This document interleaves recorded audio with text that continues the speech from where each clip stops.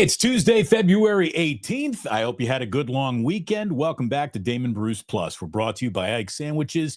Today's live stream being powered by BetUS, and it really is. It's great to have you here. Thanks so much for coming on by. Lots to get into today. Probably not the group of stories that you thought we were going to get into today. I let me tell you, I don't think you're getting Joey Bosa. I don't think you're trading Debo Samuel for Myles Garrett. So there's a lot of visions of defensive ends. Max Crosby, I don't think any of that's going to happen. Let's talk about something that is happening, and that is the fact that right now, if the NBA thinks it actually has problems and attention problems and viewership problems that go beyond just the All-Star game, just wait until LeBron, Curry, and Kevin Durant retire. What are these guys really worth to the NBA? It's impossible to calculate. It really is an impossible number to calculate. Now, we know that, these guys are making around or north of $50 million a season. And this is not career earnings. This is this year. LeBron's making around 50-something. Durant's making around 48-something. Curry is in line to make 60-something million with the extension that he just signed. These guys are getting paid through the nose, and there is an argument to make that they're still underpaid even at those exorbitant prices. They are the reasons why we're watching. They're the reasons why we tune in. I wonder how many people tuned into that All-Star game, saw no LeBron, and immediately just tuned away. That's what kids do these days. They're not really fans of teams as much as they are fans of players. So without a player going, what's that mean? What's that mean? What's that mean for viewership? These guys, the argument that they are underpaid could still be made because they are the genesis of the attention and the money and the entertainment that the NBA is selling to each and every one of us. Stars matter. These guys are the biggest, brightest stars in the constellation, and what they earn every penny. Like, whether you want to complain about, I don't like LeBron, I don't like Durant, I don't like, here's the thing. The fact that you're complaining about them means that they're worth their price points. Because are you talking about anybody else? Did anyone today decide to do a show complaining about Anthony Davis? Not really. Not even down in Dallas, where they don't even want him. But Anthony Davis, as great of a player as he is, and he is an all-time awesome player. Anthony Davis doesn't spark debate, doesn't get people angry, doesn't make people, get all riled up one way or the other. It's just whatever. It really is. Devin Booker. You can't find a better, young, more talented basketball player in the world. Devin Booker has trouble selling tickets to Phoenix Suns games.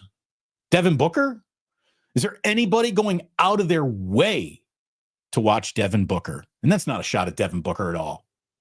And Jason Tatum, same thing. Jason Tatum, an incredible basketball player. Anybody going out of their way to just make sure I can't do Jason Tatum's playing tonight? I can't miss that. No, we don't talk about those guys like that. Victor Wembanyama, obviously this guy is a freak of nature. Giannis Antetokounmpo was our last freak of nature. And those guys are certainly, you get curious about them, but how many people are busting their ass, like driving several states to see Giannis or Wemby the way that they do around Steph, LeBron, and Kevin Durant? These guys are icons. And that brings us to her. Because really, the idea for this topic was born out of a story that I was reading on ESPN.com this morning about Caitlin Clark's agent basically saying, they'll never be able to pay my girl what she's worth. And that agent is correct.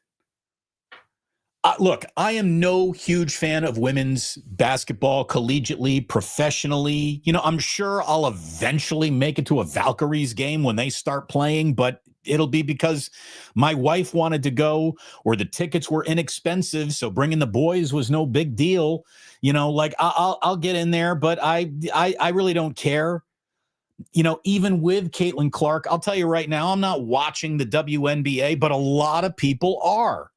She fits the bill of what a lot of people were looking for. And I think there's an argument to be made that this woman, Caitlin Clark, is the biggest draw in sports right now. Again, there are at least 3 guys and several teams that people will go out of their way to consume in the NBA. In the WNBA, I don't know if there's a single team that anyone gives that much of a shit about. And there's certainly no other player whose star is as bright as Caitlin Clark's. Now, that's for a lot of reasons. A lot of people have tried to co-opt her because she represents whatever. And you know, obviously there's a racial debate that keeps on swirling around her all the time. I got no time for that. It is a waste of time. This chick's out there just straight up balling. And she is good. She's really good. She is the biggest seller of tickets, the biggest deliverer of ratings, and the only chance to garner true attention that women's basketball has ever really had. And this is not to be disrespectful to the past or the other women in the league or anything like that, but Caitlin Clark is bigger than all of you put together behind her. Caitlin Clark's silhouette is bigger than the WNBA. Why? Why was it her? Why was she chosen?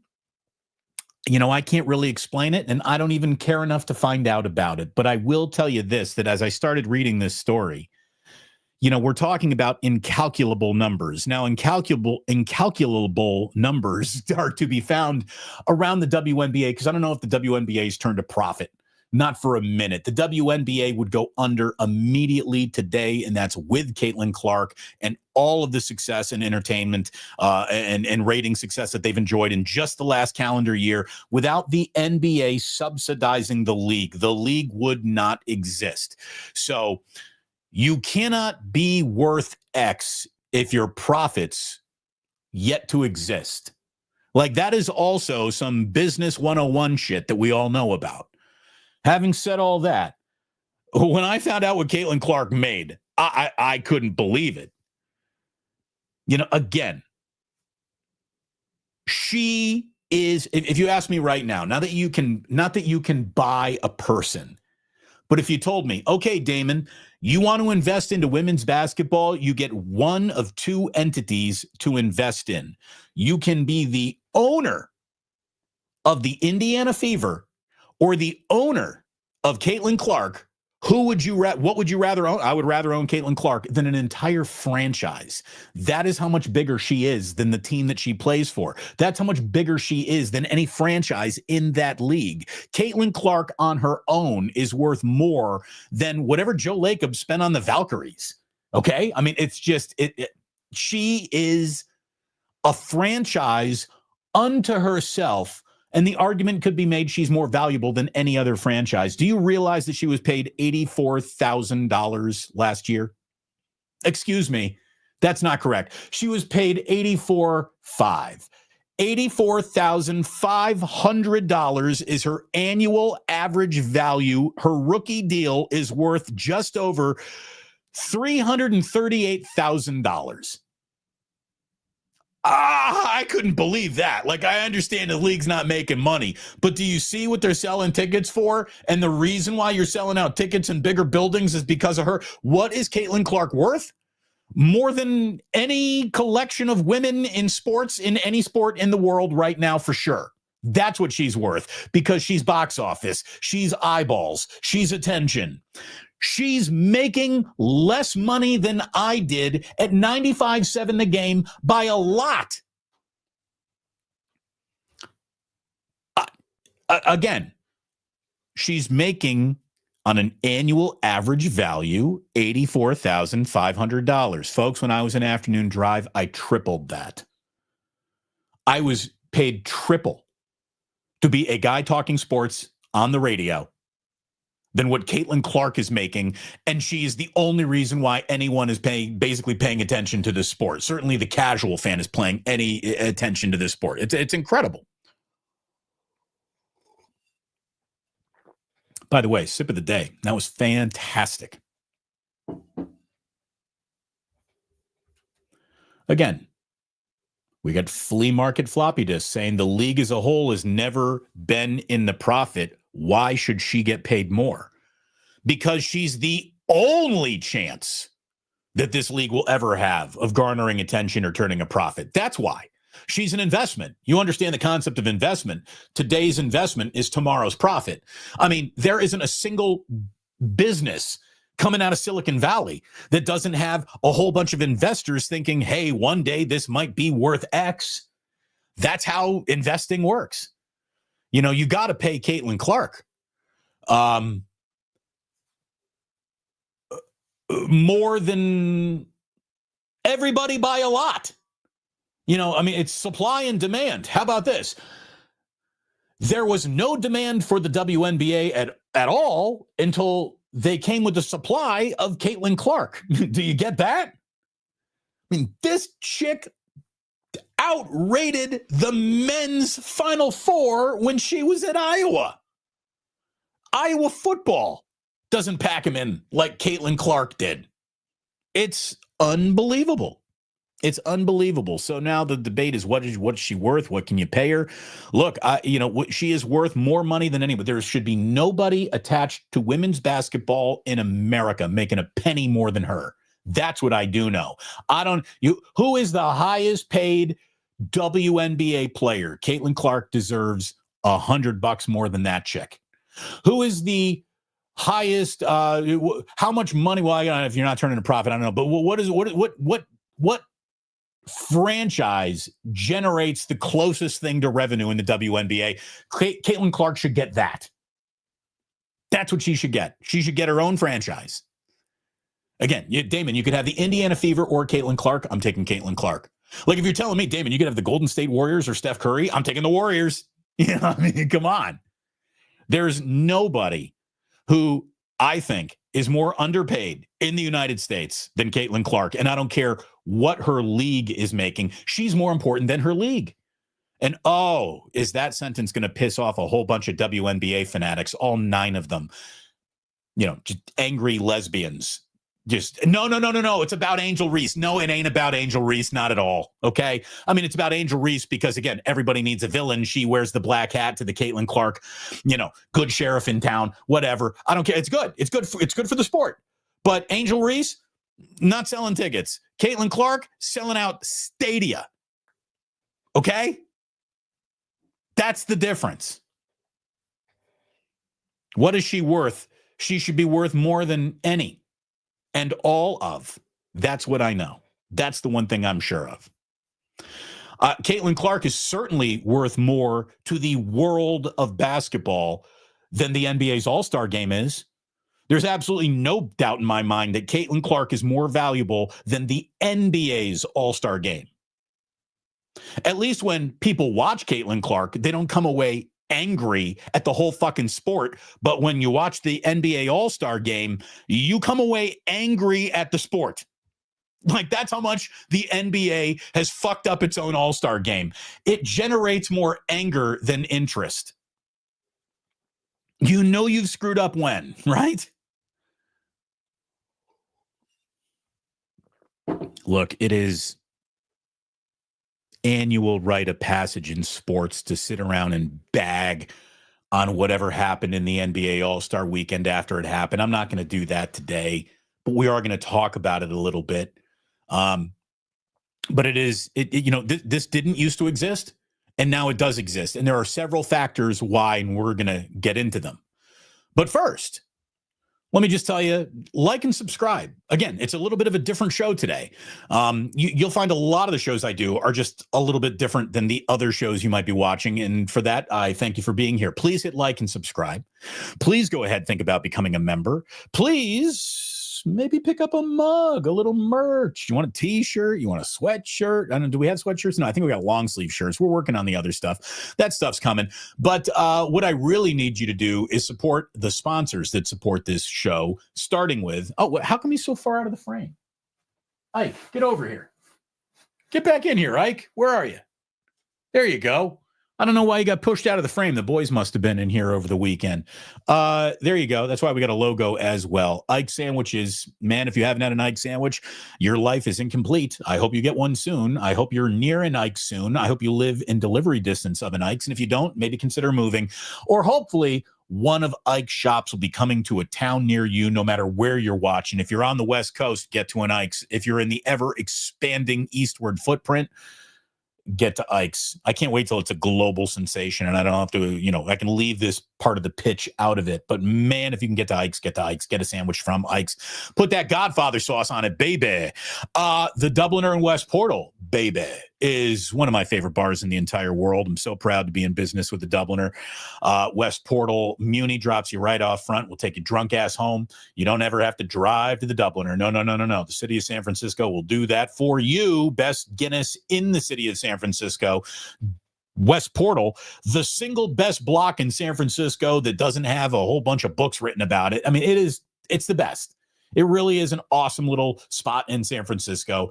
The Dubliner will be there watching some sports together soon, but not tonight, not tomorrow night, because there's really nothing on but college basketball. We'll get there in just a minute. Anyway, thanks so much to them and our good friends over at BetUS. Again, there's no NBA games tonight. I think we get one tomorrow night. They'll be trickling back on as the week goes along. You got a handful of college basketball games. Get your lines, get your props, get it all over on BetUS, and check out the casino as well over on BetUS. Use promo code YouTube150 when you sign up for a 150% sign-up bonus, up to $2,000 on your very first deposit over on BetUS. Sponsors, thank you very, very much. By the way, the postman in Capitola says, Damon, I am wearing the T-shirt today. Cheers. Thank you very, very much. Barry Ford saying, can we get an Ike's in Memphis, please? Hey, he's in New Orleans. He's coming to you. Hopefully, eventually, he'll get there. Damon, can you please do another Joey Bosa impression? I'm not the Bosa impressionist. That's Steph Sanchez. But I don't know what my Joey Bosa impression is. Do I have to lay down and act like I'm hurt, and then you send me a huge paycheck? Is that a Joey Bosa impression? That's a shot. No one's getting it. Dude, Joey Bosa, unless he's going to come to San Francisco for a song, he's not coming. Anyway, there we go. Let me get back on track here. New Orleans is closer. That's right, Barry. He's coming closer to you. He's coming closer and closer and closer. How about this? What a good life Joe Sullivan leads. I'm spoiled. I'm 5 minutes from the Santa Rosa location. That's probably why you're carrying an extra 20 pounds, right? I mean, you live too close to an Ike's. You can get in trouble. Damon, I had the Jamie Sirewich. Yeah, the Jamie Sirewich is fantastic. One of my absolute favorites. Love it. Okay, so just, we haven't talked about it. I'm sure we'll talk about it a little bit with Cyrus tomorrow when we do our Warriors Weekly show. But, the NBA got straight up embarrassed over its All-Star weekend. The whole Four Nations thing that hockey is putting on right now certainly didn't do the NBA any favors. As you got guys, fighting tooth and nail for inches on a sheet of ice. You got a whole bunch of NBA players just kinda.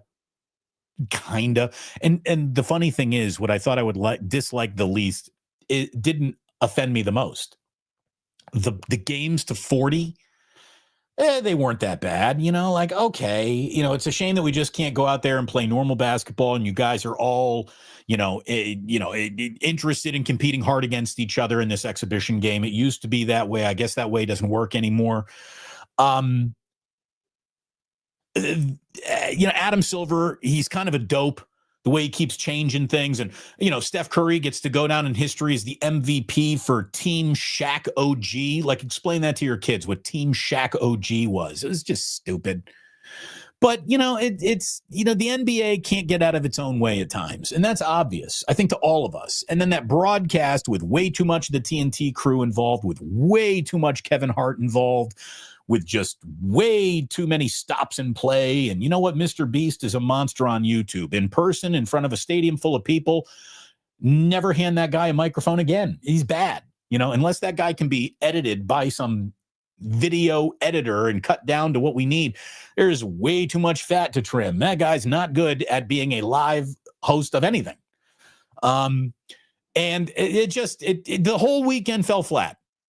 The whole thing. We all know that. We all know that. But there is something in play here that isn't the NBA's fault, that isn't the players' fault, that isn't the fault of an effort level, that isn't a fault of format, that isn't TNT's fault, that isn't Kevin Hart's fault. What is killing the All-Star game more than anything is that there's nothing unique about it anymore. You know, we used to live in a world where ever-present access to everything was not granted. I was telling this story to JT the Brick. I appeared on his radio show on Mad Dog Sports Radio on Monday night, and we did a segment on the All-Star game, and I just said, look, a thing that's working against this league right now is there's no such thing as special. There's no such thing as rare. There's no such thing as hard to see. Therefore, when you finally get to see it, you just appreciate the fact that you get to see it. Thanks to, social media, thanks to the way the league is distributed, to the season ticket, direct TV, whatever, direct ticket, thanks to League Pass, you can see every single player, every single team, every single matchup. Like, I don't even know how I can explain this to somebody who's younger than me, but I'll try.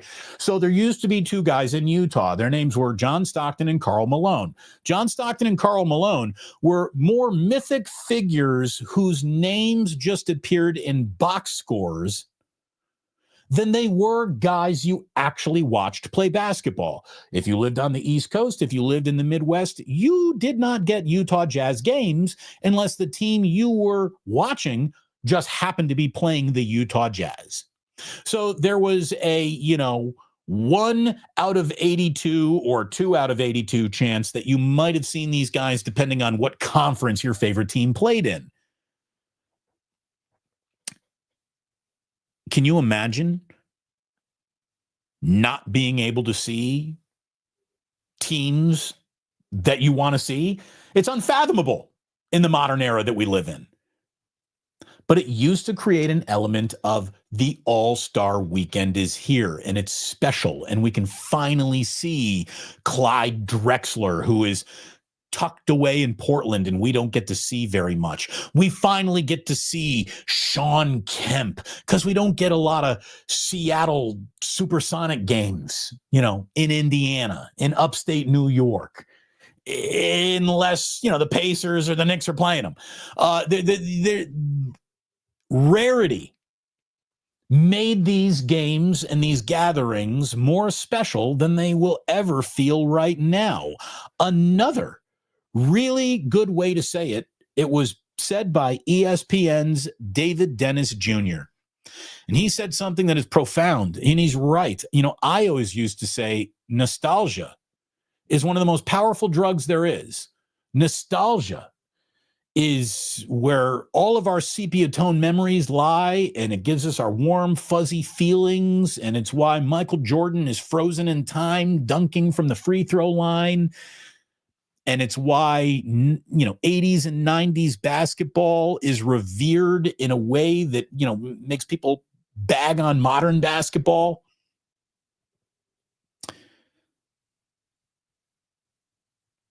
David Dennis Jr. said, quote, "The NBA is going up against something that is undefeated, which is nostalgia." And that's true.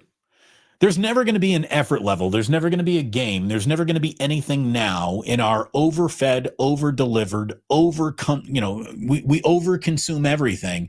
We're never going to, feel like, I feel so lucky to watch LeBron James. I feel so lucky to get to see Steph Curry or Kevin Durant. I'm so lucky that I get to see these guys. Hey, Shai Gilgeous-Alexander, you don't get to see him very much in Oklahoma City. Bullshit. I see him all the time. I see him all the time. There is no rarity anymore. There is no hard to find anymore. There is no, isn't it special that it's all right here on the same court? There's none of that anymore. And that really, really hurts the product. It kills the product. Jacob Gordon says, in fairness, NBA athletes played with more heart and passion back in the day than they do now. Go back and just Google some random 1980 second quarter basketball game, and you tell me if what you watch is defined by heart and passion. It's not. Again, Jacob, our nostalgia makes us say things like what you just said. It is a memory that is warped by our age, by what we've edited out because it wasn't memorable, and we only remember the good stuff. And the good stuff from the 80s and 90s can't be beat because you were at the epicenter of your creation of being the sports fan that you are. And that's what's powerful. That's what's so powerful. You know, in the drug world, it's called chasing the dragon. You know, the first time you do a drug, it is unbelievable. And then you never quite get that again. And you keep chasing it and you keep chasing it. And now you're addicted and blah, blah, blah. You know, there is really no element of sports that actually gets better when you go back in time. If you believe bigger, faster, stronger is the way sports go, which it is. You know, how about this? It doesn't matter whether you believe that or not. Bigger, faster, stronger always makes sports better, and players are bigger, faster, stronger than they were then. They were more skilled. Don't let the mid-range jumper fool you. There are differences. Again, to me, what the NBA needs to do is allow defense to happen in the game again. The ticky-tack, easy whistle, the concept of too physical has hurt the NBA an awful lot. Defense is where you most easily spot the passion and the heart that you're talking about there, Jacob. You know, that defense isn't allowed now the way it was. You know, maybe it's time to bring back hand checking. I don't know. Like, it's time to allow defense to matter just as much, because when defense is being played, it only makes offense feel like it's not just automatic. And then you appreciate that a little bit more. The other problem, if we're being completely honest about this, and, you know, in a world where DEI is being attacked left and right, I'm going to tell you, one of the things that the NBA has gotten wrong during its All-Star weekend is its level of inclusion. New rule. Just go with this little tip from Uncle Damon going forward. I don't care what format you're using. I don't care where the All-Star game is held. I don't care what you want to call the teams. Take this tip from Uncle Damon. The NBA All-Star game should only feature NBA All-Stars. It's a wild concept. There are way too many rookies. There are way too many futures. There are way too many prospects. There are way too many, you know, look, he did his part, but Mac McClung isn't an NBA player. He's certainly not an all-star. He's a hell of a dunker, but that's all he is. Okay? And now, look, he's more of an athlete than I'll ever be. Obviously, you know, to be on the edge of an NBA team means you're a fabulous basketball player. But he ain't an all-star. He's hardly even Orlando Magic, if we're being completely honest. Get all these participants, the others, out of the weekend. Get them all out. All-stars only. And if you need to have more all-stars to have your round-robin 4 teams, then expand all-star inclusion. But it can't be just like, you know, Trace Jackson Davis. Do I like watching Trace Jackson Davis play basketball? Yeah, I went to Indiana. I follow him closely. Trace Jackson Davis being in an NBA All-Star weekend in a, you know, rising up-and-comer what's next futures thing, it doesn't need to happen. And I love Trace, okay? I do. But he ain't an all-star. He hardly even gets minutes right now. He gets coach DNPs. But he's a rising star in the league. He can't even break his own freaking rosters lineup in any regular fashion. Got Moses Moody out there in the skills competition with Draymond. Moses Moody can hardly get fucking minutes on the Golden State Warriors, but you're going to put him in front of the world? Here's an all-star. Come on. What are you doing?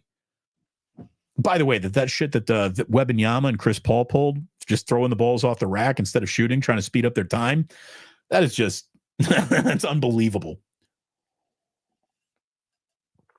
Unbelievable that happened.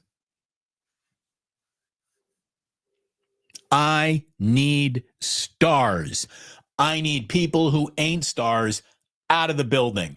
I need an actual play-by-play broadcaster. I don't need Ernie and Kenny and Chuck. I don't get back to basketball. I think Kevin Hart's a terrific guy. Kevin Hart, before he was Kevin Hart, the uber famous, was Kevin Hart, the guest on a KNBR 1050 show I was hosting a billion years ago. And he was not a household name at that time. He was trying to sell out the Punchline or freaking Cobb's or whatever it was. So Kevin Hart came in because I love comedy. So I would let comedians come through and promote their shows. He was charming. We sat around. He did 2 segments instead of 1. He was so good. I've always liked Kevin Hart. I think Kevin Hart's stand-up specials on Netflix, pretty good, pretty funny. Kevin Hart on an NBA broadcast needs to be shot into the fucking sun and never seen again. He's terrible. There is no chemistry between him and the set. There's no chemistry between him and the TNT guys. He's whispering secrets into Shaq's ears and Shaq's laughing. That doesn't translate on TV. You're literally the point in which the broadcast is going to die every single time you hold a microphone in your hand, Kevin. Get him the fuck away from the All-Star Weekend now and forever. Again, I don't even dislike the guy. If you did, that must have been freaking hell to live through.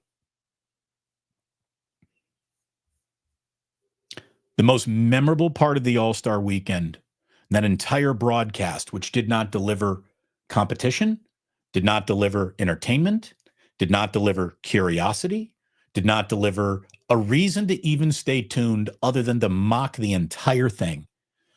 There was hate watching going on.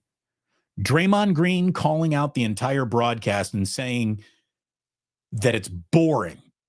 What do you think of the new All-Star format? And Draymond goes, what, 10 being the best, 1 being the worst? I'm giving it a 0. Oh, I mean, that's Draymond, baby. I mean, that is telling the emperor he has no clothes while you're looking in his eye, sitting on his lap. I mean, that is unbelievable that Draymond would say that, but I appreciate the honesty. I really do. There aren't a lot of guys who got the balls to say that. Draymond did. You can also see how angry TNT is that they're losing the NBA and they're basically hate broadcasting the NBA now.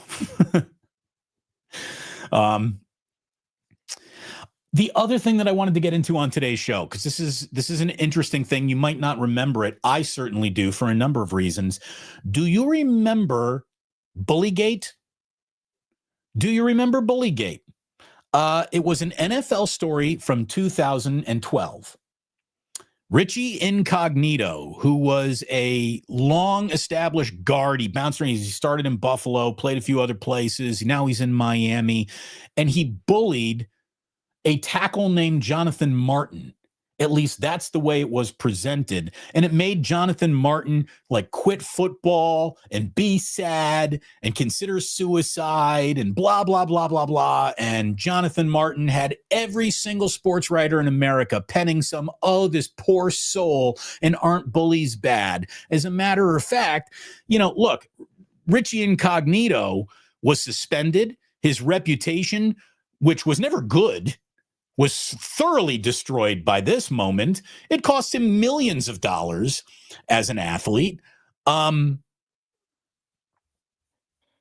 This is so true right here. 82 Atlantic. I'm glad I saw this. Jonathan Martin pulled a Jesse Smollett before Jesse Smollett did it. A Juicy Smollett. Yeah, Dave Chappelle, whatever he calls him. Yeah, he basically did. He basically did. So talking about this story is when I famously got myself in trouble, my infamous Sandbox rant. I read some Ann Killian column that was just so sympathetic to Jonathan Martin. And I called it out just saying this whole thing is bullshit. And look, it is up to my premise was the temperature of football. If football were a baby laying in a bassinet, would that baby be a boy or a girl? Football is decidedly a dude, a boy. And I said, the temperature of football is set to men. And women covering this league, get your finger off the thermostat. That got me in so much trouble. It turned into the misogyny rant.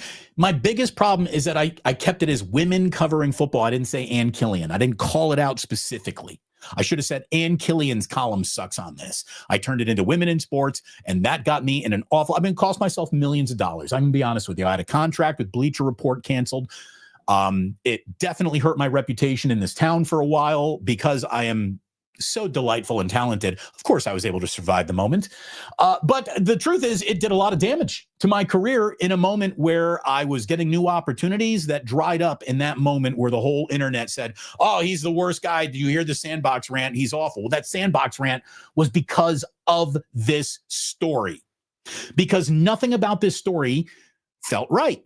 Nothing about this story added up. Nothing about this story made sense. And it looked like, smelled like, walked, talked like bullshit. And I called everyone out to the carpet, used the generic word woman instead of Ann Killian, nearly slit my own career's throat. And toxic masculinity and victimhood and blah, blah, blah were very much a cause celeb back in 2012. Now, could Richie Incognito be a bully? Yes, he could be. Did he say disparaging, horrific things that, again, if you're a guy, you understand this is how guys talk. This is how guys noodle each other. This is how guys needle each other, noodling each other. But you know what I mean? This is how, again, to know for a fact you're a friend of mine, I'm teasing you. That's how male friendship works on so many levels. And Ann Killian writes this big suck up piece for Jonathan Martin. It led to me saying, get out of my sandbox. And Richie Incognito is a hard guy to defend because he is a card-carrying asshole of the asshole club. He's got a first ballot membership. He is a dick.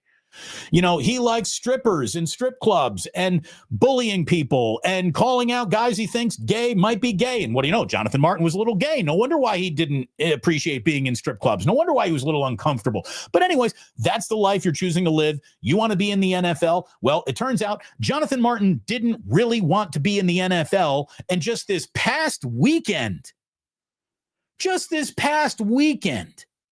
this whole story comes out as, guess what? Every single instinct you had that got you in trouble back in 2012, Damon, was right on the fucking money, and Jonathan Martin was exaggerating at best, lying at worst. How about that? How about that? Story out of Miami this past weekend. Jonathan Martin admitted all these years later that he didn't like football, that he wanted out. He wanted an easy, big paycheck on his way out, and he wanted to be a victim, and he over-exaggerated the entire thing, and Bullygate, his words, not mine, were built on a lie. How about that? How about that? He offered up all these texts that Richie Incognito sent him, teasing him about his race, teasing him maybe about his sexuality, teasing him about a million things like friends do. And when Jonathan Martin got all of these texts, in the moment that he got the text, he had no problem with it until he decided to craft the story thanks to these texts that I've been bullied out of the league. Bullygate was built on a lie. How about that? How about that? If only somebody in 2012 had the courage to say, oh, I did. And I got crushed for it, but that's okay. It's okay. Again, I'm a big boy. I know how to wear the big boy pants. I made my bed. I lied in it. It was okay. It was fine. But let me just tell you that the age of victimhood is one of the worst things we ever allowed to have happen in this country. The age of victimhood, where you could actually profit, where you can attach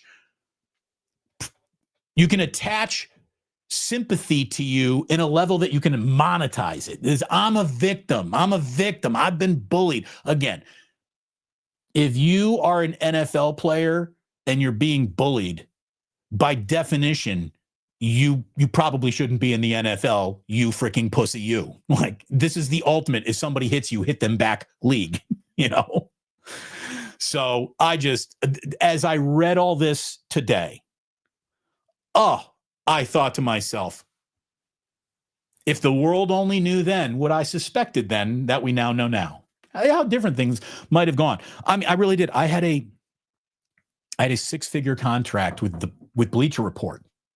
Canceled. Actually, they didn't cancel. They paid in full.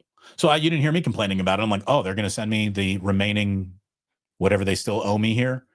And they're just going to go. But this was at the dawn of like sports going to the internet. Who knows what I might have become on that? What could have happened to my career, where it might have gone? I don't know. But that rant that I went on because of this story definitely hurt my career. Omar Kelly, who is a Miami Dolphins beat reporter, he's their Matt Mayoko. Omar Kelly is the Miami Dolphins Matt Mayoko. He's really good at his job. And he writes, Bullygate was the most painful period of my journalistic life. It was a never-ending onslaught of PR stunts from one team meant to fit an agenda, which was that Richie Incognito was a bad man. And the Dolphins put Jonathan Martin in a horrible environment and made him want to quit football. The truth is, Martin's heart wasn't into it. He didn't like being criticized, and he wanted to go home. That was the truth. And Jonathan Martin created a world of victimhood around him to be able to say goodbye to football and still cash big checks. How about that? I read that this weekend and I was like, what do you know? What do you know? So, now they're saying that Richie Incognito should come out and start suing these journalists who absolutely pilloried him, his reputation, who he is as a person, and just called him the biggest, meanest bully that ever bullied anybody in a locker room. He's got to go. He should get the electric chair for bullying. I'll tell you, his lawsuit should start with Ann Killian. A woman who's never set foot in the Miami Dolphins locker room destroyed him while she's writing a biography about like Hope Solo, how great Hope Solo is. And Hope Solo is one of the biggest bullying bitches in the history of women's athletics. Again, you're going to tell Richie Incognito is a bad guy, but Hope Solo is a great gal? Come on.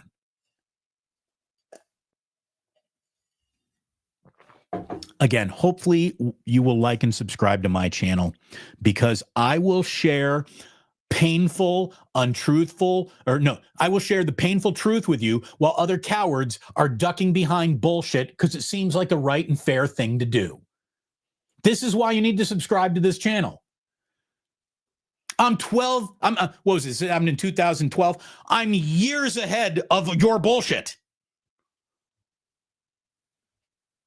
Nearly ended my own career to call out bullshit on this, and it turns out all these years later, I was right. There you go. I love that. I'm victory lapping that just a little. So take a victory lap. Yeah. Jonathan Martin, one of the very first Karens. Kinda. By the way, my man Barry, great to see you. Barry coming in with a super saying, when I was a kid, Golden State had my favorite player at the time was Rick Barry. I loved his 99% between the legs underhanded free throws. He had passion. Yeah, Rick Barry was a hell of a player, man. Hell of a player. And another guy who had a reputation for being a massive asshole. Massive assholes and bullies are everywhere you look at the highest spectrum of sports excellence. It goes hand in hand. To react to a story like, oh, this guy's bullying people a little bit, and try and make him sound like he's an axe murderer is just ridiculous.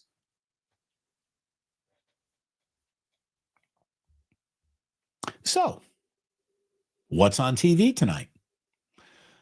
The answer, if you're a sports fan, is not much.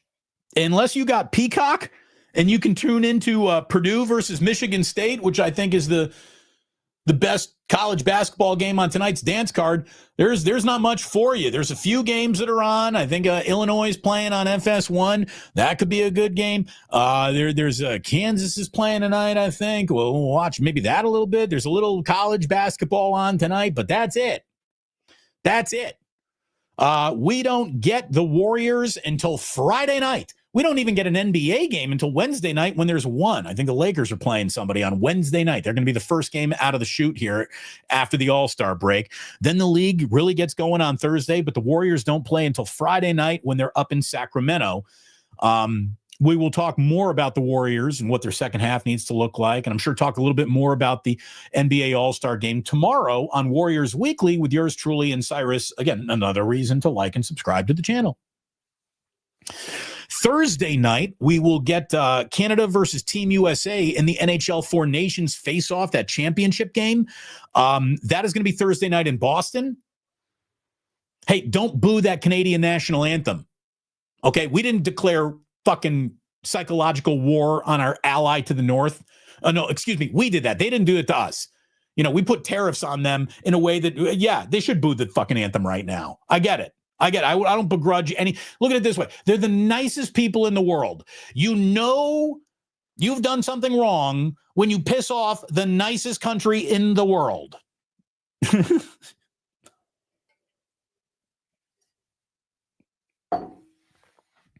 I can't believe they're booing the national anthem. Have you not been paying any attention at all to what the hell's going on in the world? Barry says, ain't you glad you're out of radio? Barry, from a editorial standpoint, from a not worrying about anybody above me being worried about what I might say, yes, it's the best thing that's ever happened to me in my broadcasts. Knowing that I can't get in trouble for anything that I might say, knowing that I can swear, knowing that I can just be me, knowing that I'm never going to lay myself off is wonderful. But I got to tell you, I miss going into the studio. I miss being around the station. I miss my meetings with my producers, and I loved radio. I was radio's biggest cheerleader and fan before it put a bazooka to my temple and pulled the trigger.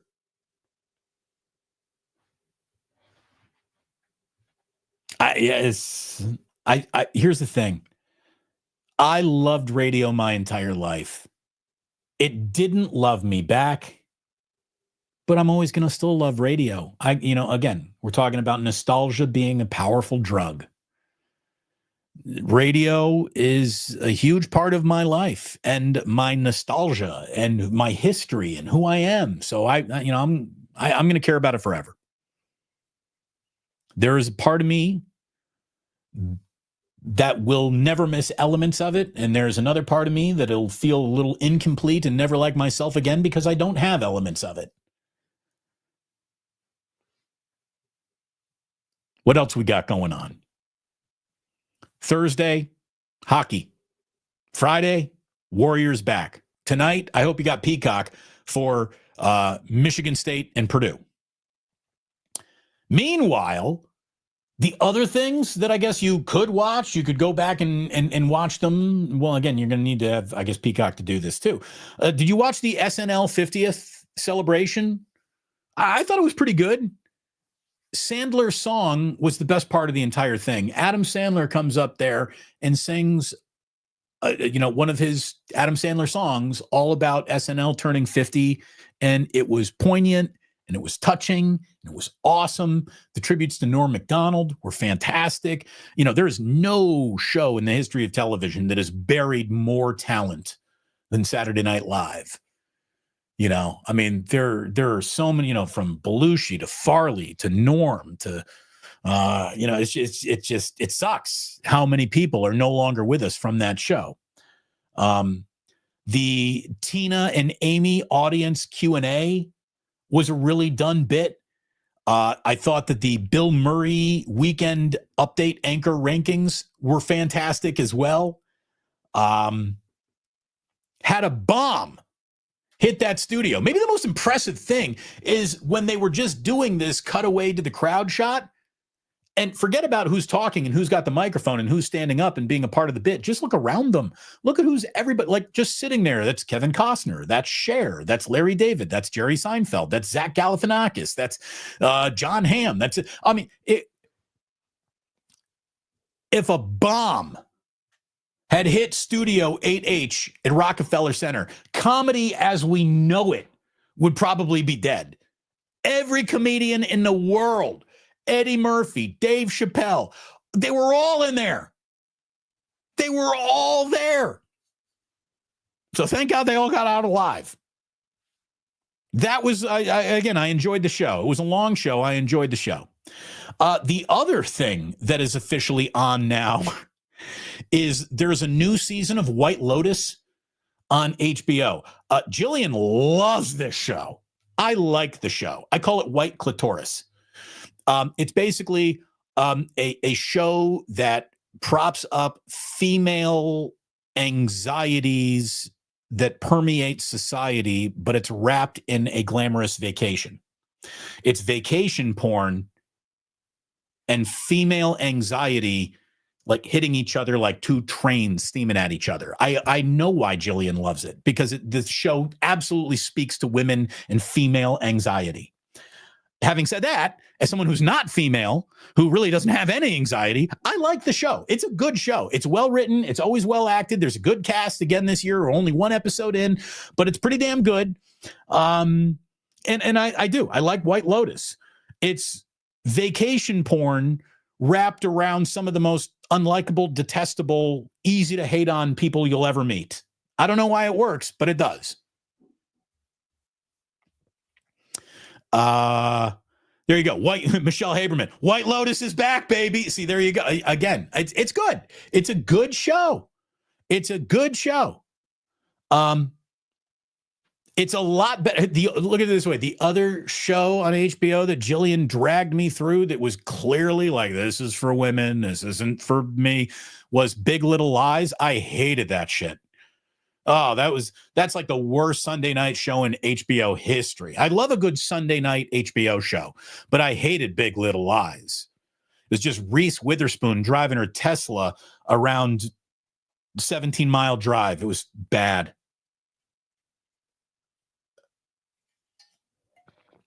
But yeah, I'll White Lotus, pretty good. SNL thing, pretty good. We seriously need the NBA and the NHL to start up here again. I got nothing to watch tonight and tomorrow. Neither do you. So good luck with all that.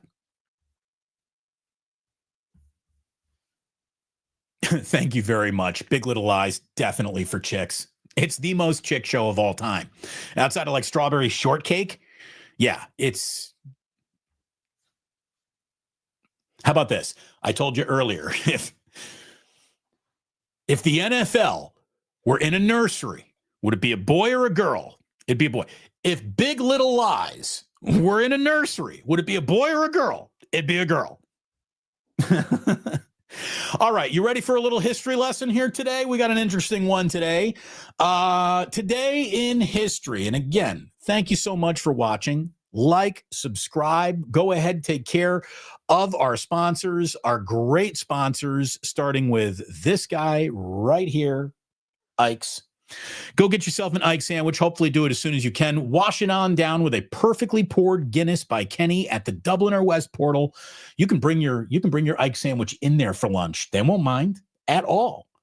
And if you want to make a little play, do it over on BetUS, YouTube 150 when you sign up. And remember, once again, you can get a 200% sign-up bonus up to $5,000 and a 250% crypto sign-up bonus up to $5,000 when you check out the BetUS casino outside of just the sports book. You can play baccarat, roulette, backgammon, all that stuff over there, over on BetUS. So check it out. All right. Today in history. Wait a minute. We break for supers. Couple of supers. Number one, Barry Ford says, "Oh yeah, aren't you glad you're out of radio?" Oh yeah, a little bit. Oh no, Barry just throwing a little bit more in for the jar. Thank Barry, Mary. Thank you so very, very much, Barry and Mary. I thank you very much. Joe Sullivan, Jack Reacher, back next week. I've never watched Jack Reacher. Never been. Jack Reacher, wasn't that a Tom Cruise movie? Did they turn it into a TV series too? I don't know. I'm not a Jack Reacher guy.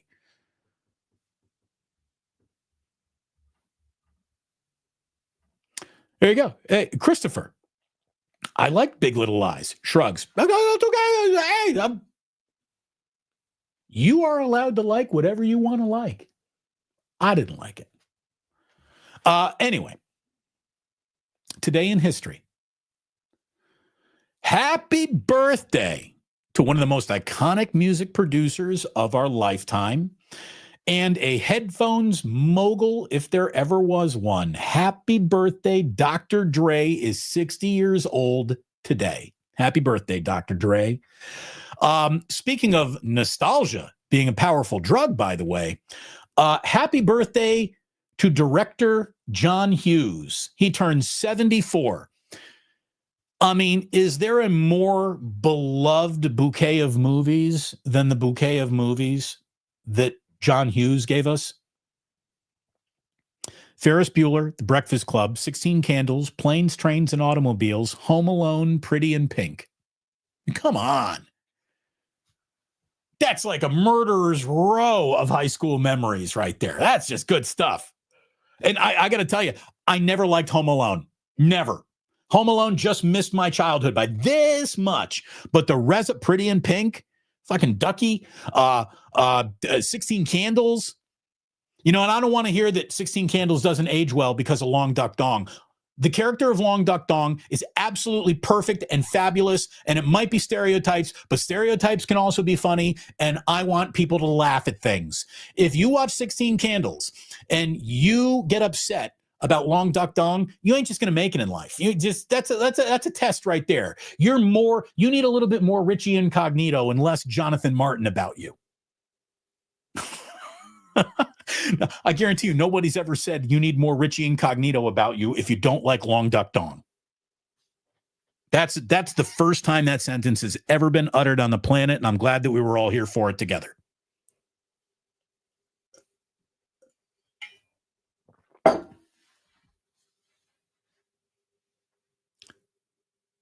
Happy birthday, Yoko Ono. Now, Yoko, when she sings, it's nails on a chalkboard. You know, Yoko Ono, the artist, Yoko Ono, the vocalist, it's no. But let me tell you, there is nobody in the history of pop culture who caught about as big of a raw deal as Yoko Ono did. And if you watched any element of the Disney Beatles documentary, that 4-part documentary where they recorded Let It Be or whatever it was, with Rubber Soul. I can't even remember the album. But anyways, it was all this behind the scenes footage. And this was as the Beatles were breaking up. And everyone was always told that the reason why the Beatles broke up is because nobody liked Yoko Ono. Let me tell you what Yoko Ono did. She sat in the corner. She read the newspaper. She was absolutely delightful. Yoko didn't bother anybody. Yoko didn't lift a finger to break up the Beatles. What a raw deal Yoko Ono got. Just from that documentary alone. I mean, you walk away from that documentary, the coolest part of that documentary is watching Paul McCartney literally pull Get Back right out of thin air. He's sitting there, he's strumming his guitar, and he just, Jojo had a California. I mean, he just pulls the whole song right out of the fucking air, and you see it. It's recorded on real time. It's incredible to watch that moment. The other thing that I walked away with is, man, Yoko Ono caught a raw deal. Yoko Ono totally got a raw deal. Get Back. Thank you very much. Get Back. Oh, and you know what, Zolfmus? I don't know how I'm listed. How did I leave Uncle Buck and the Great Outdoors? Two of the best John Hughes movies. I didn't even put them in the category of John Hughes. Uncle Buck. Mwah. John Hughes and John Candy were gold together. Great Outdoors, Dan Aykroyd. Oh, man, I love that movie too. Okay. Where else? What else? What else happened today in history? Today in 1885, Mark Twain's The Adventures of Huckleberry Finn was published for the very, very first time ever. I mean, find me a, more famous book than that. Hard to find a more famous book than that one. So congratulations to Mark Twain getting a big publishing deal today in 1885. There are elements of, like, I don't know how, today was ever chosen as like National Licorice Day or National Cheeseburger Day or National Strawberry Milkshake Day. I don't know how we reach these things. Today is one of the weirdest collections of days you will ever find on one day. Today is National Drink Wine Day. Okay, well, I could see like the wine industry pushing that through. Today is National Battery Day. Feels like Energizer and Eveready and those lobbyists, I could see how that got pushed through. Again, something to sell, a unique product to make you aware of. I understand why these days become those. Okay, so Drink Wine Day. It's National Battery Day. It's Thumb Appreciation Day. How did that get hammered through? Did Big Thumb call the lobbyists and get that done? I mean, it's National Thumb Appreciation Day. Does that mean there is an index finger, ring finger, middle finger, pinky finger appreciation day that I don't know about? Is the entire hand covered here? What about the wrist? What about the forearm? How about the elbow? National Thumb Appreciation Day. Okay.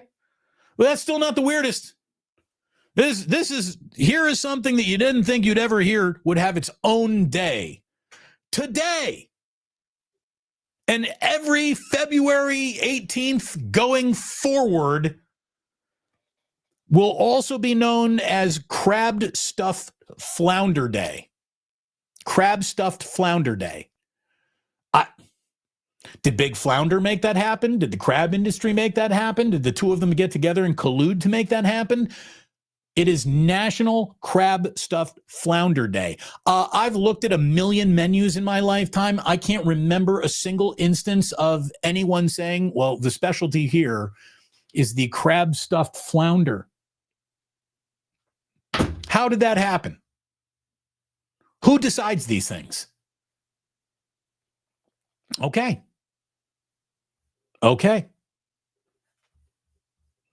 E. Scott Burns, hold on. Animal House made that happen. Every single pledge class needs a flounder. There's no doubt about that.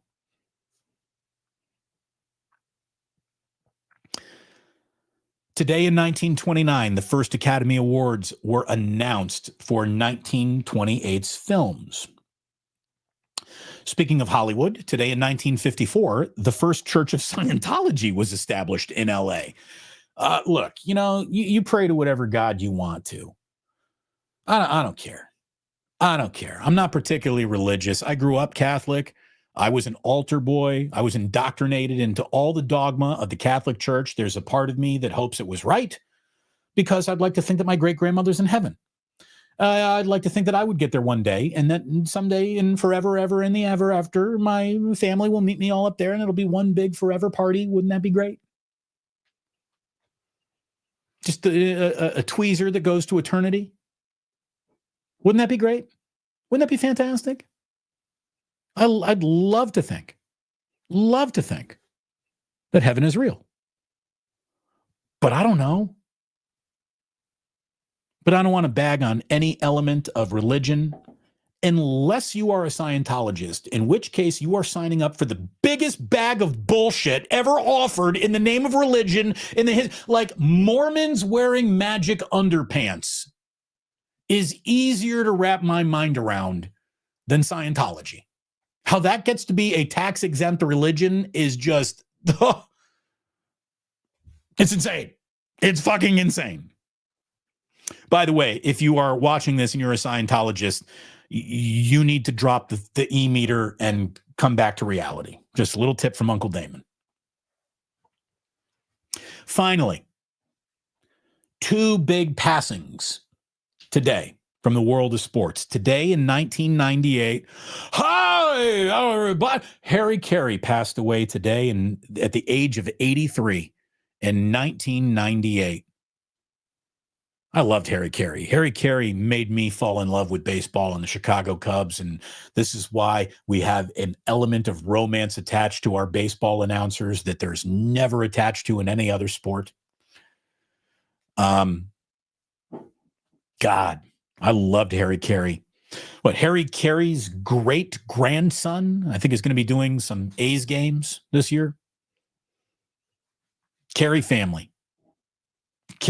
still getting by what Harry laid down for the entire Carey empire. And again, you can't be a Cub fan without being a Bud man, thanks to Harry Carey. Hi, come on down to Harry Carey's, get a pork chop and a Budweiser.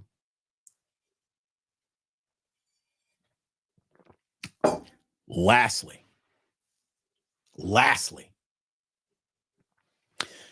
I was asked earlier, do you miss radio? I'll always miss radio. There's nothing quite like being on the air when breaking news is happening and everything that you think you were going to talk about gets crumpled up into a ball, thrown in the trash bin, and you got an entire topic that you didn't even plan on getting into now happening. That to me was the magic of broadcasting and radio. The days that I enjoyed the most were the days where everything went sideways and screwy. I was working. I mean, there are certain moments that bring you back to a place and time, right? I was in Bristol, Connecticut. I was working for ESPN Radio, and I was hosting SportsCenter on the radio every 20 minutes on ESPN Radio. This is SportsCenter. I'm Damon Bruce. Top of the hour, 20 and 40 on ESPN Radio. And Neil Reynolds, who was the anchor that was working before me, and I'll never forget Neil, and Neil is a great guy. He was a huge DJ in Hartford, and he would also do sports updates for ESPN Radio. This is where I learned a very important lesson. Never editorialize or say something that you don't know. In 2001, and I was on the air on February 18th, 2001 in Bristol on ESPN Radio, and the Daytona 500 was just wrapping up, and Richard Petty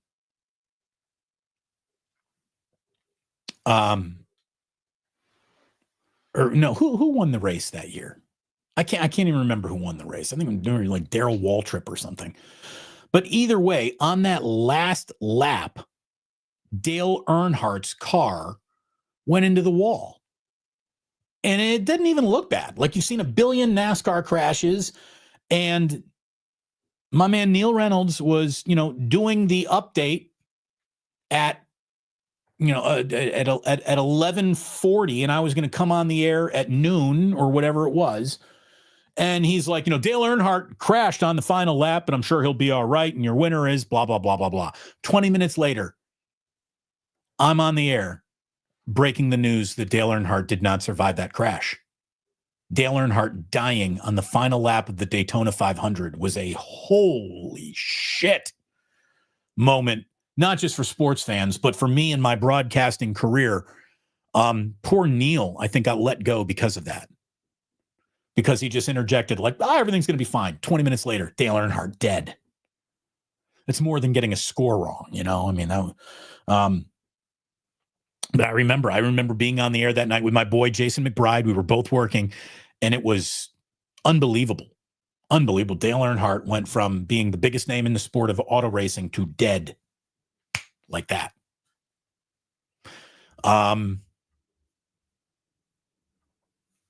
Again, Barry, you don't need to keep paying me, brother. I appreciate it. No, by the way, Barry is helping put the kids through school. Are the rest of you? Thank you, Barry. I was on the air when the OJ verdict broke. Yeah, I bet that was a memorable afternoon for sure. I was in college when the OJ verdict broke. Uh, everybody, everybody skipped class that day, and we had a screwdriver party. We were all drinking vodka and OJ, and we were all just watching that in stunned disbelief almost.